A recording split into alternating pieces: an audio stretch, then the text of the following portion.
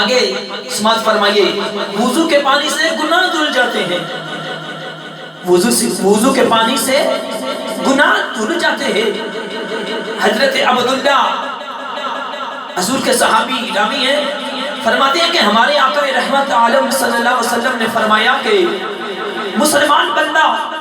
جب وضو کرتا ہے تو کلی کرنے سے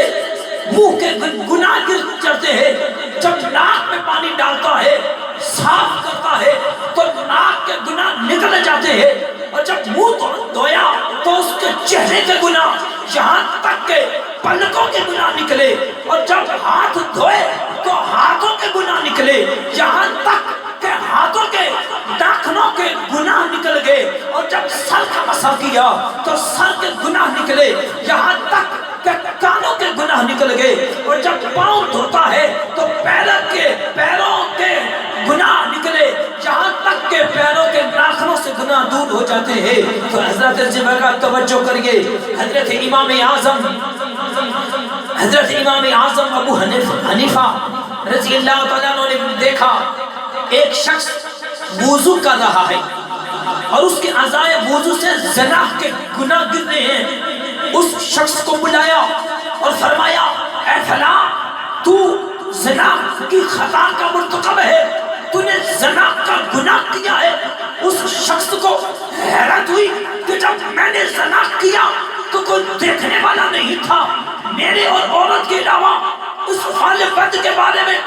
اور کوئی نہیں جانتا تھا، تو امام اعظم کو کیسے معلوم ہو گیا کہ میں نے زنا کا گناہ کیا ہے؟ اس گناہگار شخص نے دریافت کیا کہ آپ کو کیسے معلوم ہوا کہ میں نے فعل بد زنا کیا ہے؟ تو آپ نے فرمایا، جب تو وضو کر رہا تھا تو وضو کے پانی کے ذریعے تیرے جسم کے گناہ گر رہے تھے، اور میں دیکھ رہا تھا کہ تیرے جسم سے وضو کے پانی کے ذریعے زنا کا گناہ گر رہا ہے۔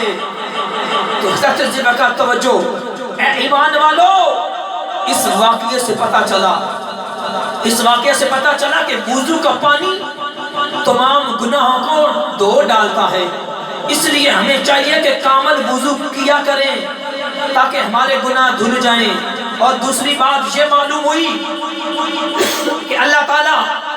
اپنے نیک محبوب بندوں کو کس شان کا علم عطا فرماتا ہے کہ ان کی نگاہ سے گناہگار کا گناہ بھی پوشیدہ نہیں رہتا۔ اللہ تعالیٰ نے حضرت امام اعظم کی نگاہ ولایت کو جب یہ تاثیر دی ہے تو اللہ کے محبوب اعظم، رسول اعظم، سلطان کائنات کی نگاہ باقی شان کا عالم کیا ہوگا۔ خوب فرمایا عاشق مصطفیٰ، پیارے رضا، اچھے رضا،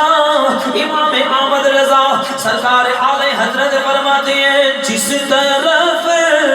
اٹھ گئی دم میں دم آ گیا، جس طرف